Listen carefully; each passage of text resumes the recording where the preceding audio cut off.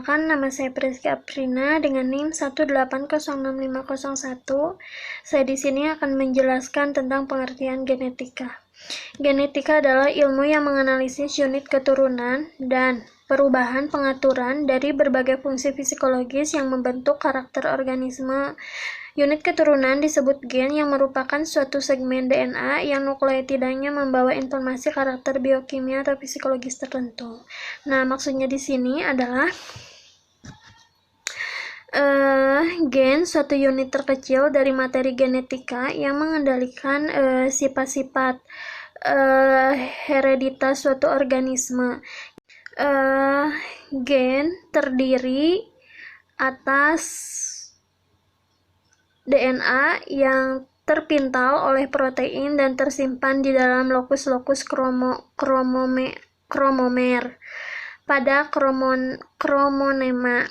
Setiap gen menempati lokus tertentu pada kromosom nomor tertentu sehingga dapat dilakukan suatu pemetaan untuk mengetahui letak-letak gen yang dengan sifat tertentu. Nah, intinya gen itu adalah suatu faktor keturunan yang meliputi keturunan makhluk hidup seperti hewan, tumbuhan, dan manusia. Terima kasih. Perkenalkan, nama saya Nurma Fozia Fitriani dengan NIM 1803663. Di sini saya akan menjelaskan mengenai kromosom. Nah, apa itu kromosom? Kromosom berasal dari kata krom dan soma. Krom yaitu berarti berwarna dan soma berarti badan.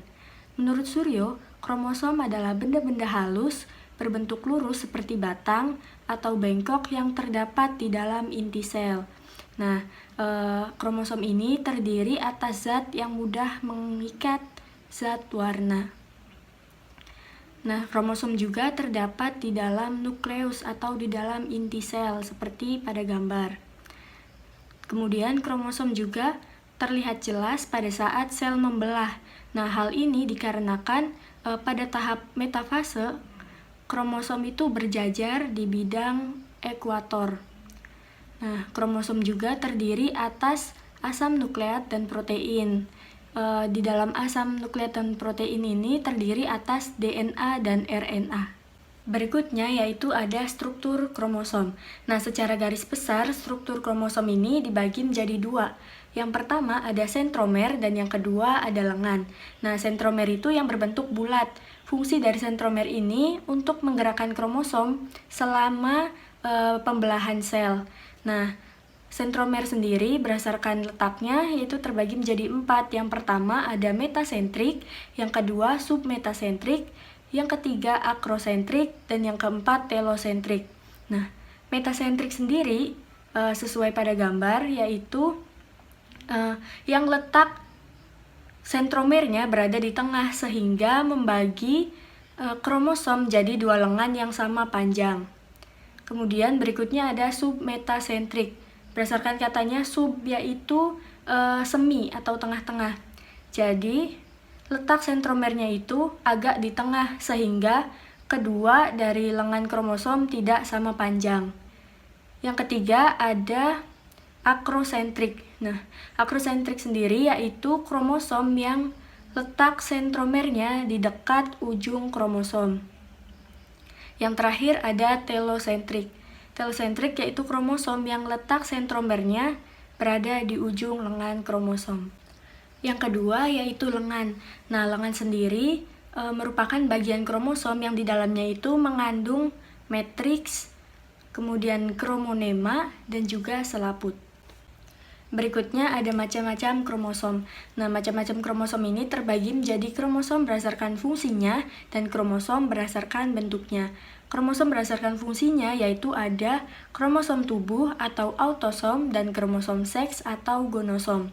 Kromosom tubuh ini yaitu terdapat pada individu jantan dan betina dan keduanya itu sama baik dalam bentuknya maupun sifatnya, dan kromosom tubuh ini tidak berperan untuk menentukan jenis kelamin. Yang kedua yaitu kromosom seks. Nah, kromosom seks juga terdapat pada individu jantan dan betina, namun pada keduanya itu kromosomnya berbeda, dilihat dari jumlah, bentuk, dan sifatnya. Dan kromosom seks ini sangat berperan penting untuk menentukan jenis kelamin. Berikutnya yaitu kromosom berdasarkan bentuknya. Kromosom berdasarkan bentuknya ada bentuk bulat, bentuk cerutu, bentuk koma, bentuk batang, bentuk huruf V, dan bentuk huruf L, sesuai pada gambar. Yang selanjutnya adalah gen. Apa sih itu gen? Gen adalah unit terkecil di dalam sel yang berperan untuk menentukan sifat yang diturunkan. Istilah gen ini pertama kali ditemukan oleh Wilhelm Johannsen. Komponen gen. Komponen gen ini ada 3 macam. Yang pertama, rekon, yang kedua, muton, dan yang ketiga adalah sistron. Yang pertama, rekon. Rekon adalah komponen yang ukurannya lebih kecil dari gen, terdiri atas 1 atau 2 pasang nukleotida. Yang kedua, muton. Muton adalah komponen yang tersusun atas lebih dari 2 atau beberapa nukleotida. Dan yang ketiga adalah sistron. Sistron adalah komponen yang tersusun atas ratusan nukleotida. Sifat-sifat gen. Yang pertama, gen mengandung informasi genetik. Yang kedua, gen dapat menduplikasi atau menggandakan diri pada peristiwa pembelahan sel atau bisa disebut dengan mitosis dan meiosis. Yang ketiga, masing-masing gen ini memiliki fungsi yang berbeda. Selanjutnya, fungsi gen. Gen mempunyai 2 fungsi utama, yaitu menyampaikan informasi genetik pada generasi berikutnya. Yang kedua, mengatur perkembangan dan metabolisme individu. Komponen genetika selanjutnya yaitu ada DNA dan RNA. Nah, yang pertama ada DNA atau deoksiribonucleic acid. Struktur DNA. Nah, kromosom tersusun atas protein dan asam nukleat. Asam nukleat ini yang terdiri dari DNA dan RNA. DNA ditemukan pada tahun 1869 oleh Friedrich Mischer. DNA tersusun atas ibu tangga dan anak tangga. Nah, ibu tangga sendiri merupakan bagian pinggir yang dipegang dari tangga. Dan unsur dari ibu tangga ini ada gula dan fosfat. Kemudian pada anak tangga memiliki unsur basa nitrogen. Nah, basa nitrogen ini tersusun berpasangan di mana susunannya itu bersifat spesifik, seperti pada gambar berikut. Nah, di gambar ada adenin, sitosin, timin, dan guanin, di mana masing-masingnya yaitu memiliki pasangan. Adenin hanya bisa berpasangan dengan timin, dan guanin hanya bisa berpasangan dengan sitosin. Begitupun sebaliknya. Nah, jadi keterangannya A dengan T atau T dengan A, atau S dengan G dan G dengan S. Seperti itu. Berikutnya ada replikasi DNA. Nah, DNA sendiri memiliki kemampuan autokatalitik dan heterokatalitik. Autokatalitik itu merupakan DNA di sini mampu membentuk DNA baru yang sama persis dengan DNA asal atau DNA aslinya. Dan heterokatalitik merupakan kemampuan DNA untuk membentuk molekul kimia lain dari salah satu atau sebagian rantainya. Replikasi DNA melibatkan beberapa enzim, yaitu helikase, polimerase, dan ligase. Helikase berperan untuk mempermudah membuka rantai ganda DNA menjadi 2 buah rantai tunggal. Polimerase berperan untuk menggabungkan deoksiribonukleosida trifosfat. Nah, deoksiribonukleosida trifosfat ini merupakan unsur penyusun rantai baru. Yang ketiga ada ligase. Ligase berperan untuk menyambungkan bagian-bagian rantai tunggal DNA yang baru terbentuk. Cara replikasi DNA ada 3, yaitu replikasi semi-konservatif, replikasi konservatif, dan replikasi dispersif. Nah, sesuai pada gambar berikut. Replikasi semi-konservatif yaitu DNA memisahkan diri menjadi 2 rantai yang terpisah. Kemudian, masing-masing rantai mendapatkan pasangan rantai baru seperti pasangannya yang lama, sehingga membentuk 2 DNA yang sama persis. Yang kedua ada replikasi konservatif. Nah, replikasi konservatif ini yaitu DNA yang lama tidak berubah, sedangkan DNA yang baru akan langsung terbentuk. Yang ketiga ada replikasi dispersif, bahwa DNA yang lama terputus-putus, kemudian potongan-potongannya memisah. Selanjutnya potongan yang satu dengan potongan yang lainnya itu dihubungkan oleh potongan DNA baru, sehingga terbentuk 2 DNA yang sama persis. Oke, selanjutnya kita akan membahas tentang RNA atau ribonukleat asid. RNA ini merupakan materi genetik yang umumnya berupa rantai tunggal polinukleotida. RNA ini tersusun dari gula, fosfat, dan basa nitrogen. Jenis-jenis RNA. RNA ini memiliki 3 jenis. Yang pertama, RNA duta, yang kedua RNA ribosom, dan yang ketiga adalah RNA transfer. Yang pertama adalah RNA duta. RNA duta ini disebut juga dengan messenger RNA. RNA duta ini dibentuk oleh DNA di dalam inti sel. Fungsi dari RNA duta ini untuk membawa kode genetika dari DNA atau menyampaikan informasi dari DNA ke ribosom. Yang kedua adalah RNA ribosom.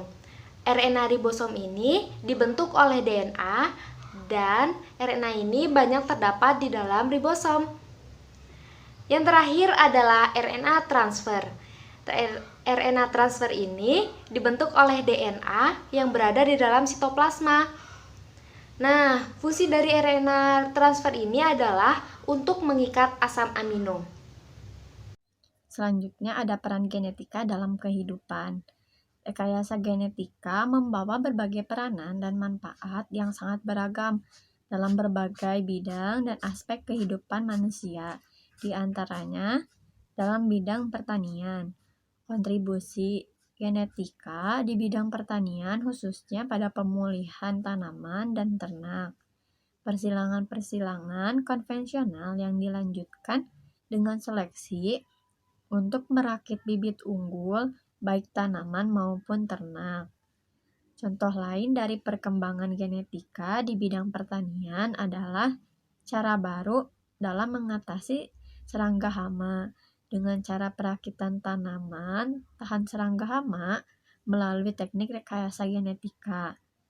Melalui rekayasa genetika juga sudah dihasilkan tanaman transgenik yang memiliki sifat baru seperti ketahanan terhadap serangga serta peningkatan terhadap kualitas hasil.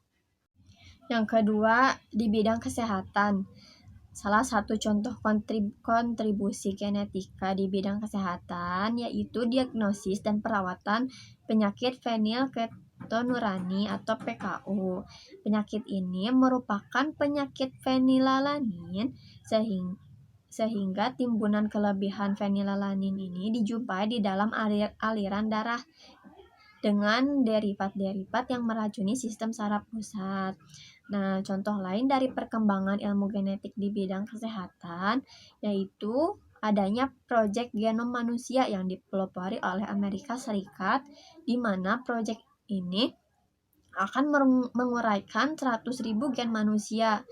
Nah, munculnya ilmu kedokteran tersebut dimungkinkan karena diperkirakan bahwa informasi dari genom manusia yang mengandung 100.000 gen ini akan teridentifikasi. Jadi genom manusia dapat digunakan sebagai alat untuk memprediksi berbagai macam penyakit. Artinya, dengan ilmu kedokteran prediktif dapat diketahui kemungkinan seseorang mengalami kanker payudara atau kanker kolon rektal dengan melakukan analisa terhadap kombinasi gen-gen yang dipunyai orang tersebut. Kemudian yang ketiga ada di bidang industri farmasi. Nah, teknik rekayasa genetika memungkinkan dilakukannya pemotongan molekul DNA tertentu. Kemudian selanjutnya fragmen-fragmen DNA hasil pemotongan ini disambung dengan molekul DNA lainnya, sehingga terbentuklah molekul DNA rekombinan.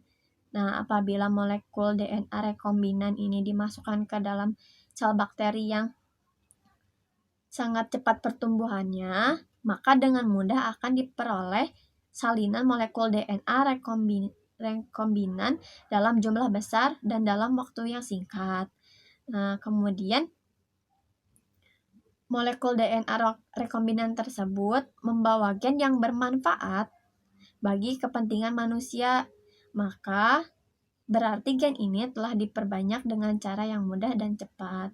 Nah, prinsip ini merupakan prinsip kerja yang telah banyak yang diterapkan di berbagai industri yang memproduksi biomolekul seperti insulin dan beberapa hormon pertumbuhan. Kemudian yang keempat ada di bidang hukum. Nah, sengketa pengadilan untuk menentukan ayah kandung dari seorang anak secara klasik sering diatasi melalui pengujian golongan darah. Nah, namun pada kasus-kasus tertentu cara ini dapat menyelesaikan masalah, namun hasil yang diperoleh kurang meyakinkan. Kemudian belakangan ini dikenal cara yang jauh lebih canggih, yaitu dengan uji DNA. Dengan membandingkan pola retriksi pada molekul DNA anak, ibu, dan orang yang dicurigai sebagai ayah kandung anak, maka dapat diketahui dengan benar atau tidaknya kecurigaan tersebut. Nah, kasus-kasus kejahatan seperti pembunuhan, pemerkosaan, dan bahkan teror pengeboman, rekayasa genetika ini dapat diterapkan untuk memastikan benar tidaknya tersangka sebagai pelaku. Kemudian jika tersangka masih hidup, nah pengujian dilakukan dengan membandingkan DNA tersangka dengan DNA objek yang tertinggal di tempat kejadian, misalkan rambut ataupun lainnya. Kemudian dapat juga dilakukan dengan sidik jari. Nah, akan tetapi jika tersangka mati dan tubuhnya hancur, maka DNA dari bagian-bagian tubuh tersangka dicocokkan pada pola rekonstruksinya dengan DNA kedua orang tuanya ataupun saudara-saudaranya yang masih hidup. Yang terakhir yaitu dalam bidang kemasyarakatan dan kemanusiaan. Nah, di negara-negara maju, terutama di kota-kota besarnya, seringkali dijumpai klinik konsultasi genetik yang antara lain berperan dalam memberikan pelayanan konsultasi terhadap perkawinan. Nah, berdasarkan atas data sifat-sifat genetik, khususnya penyakit genetik, pada kedua belah pihak yang akan menikah, dapat dijelaskan berbagai kemungkinan penyakit genetik yang akan diderita oleh anak mereka nanti, dan juga besar kecilnya kemungkinan tersebut. Nah, contoh kontribusi pengetahuan genetika di bidang kemanusiaan antara lain dapat dilihat pada gerakan yang dinamakan eugenika, yaitu gerakan yang berupaya untuk memperbaiki kualitas genetika manusia. Nah, jadi gerakan ini sifat-sifat positif pada manusia akan dikembangkan, kemudian sifat-sifat negatif pada manusia akan ditekan. Namun di berbagai negara, terutama di negara berkembang, gerakan ini masih sering dianggap tabu. Selain itu, ada pun tantangan yang cukup berat bagi keberhasilan gerakan ini, karena pada kenyataannya, orang yang tingkat kecerdasannya tinggi dan status sosial ekonominya tinggi pula biasanya mempunyai anak yang sedikit. Namun sebaliknya, orang yang tingkat kecerdasan dan status sosial ekonominya rendah umumnya justru memiliki anak banyak.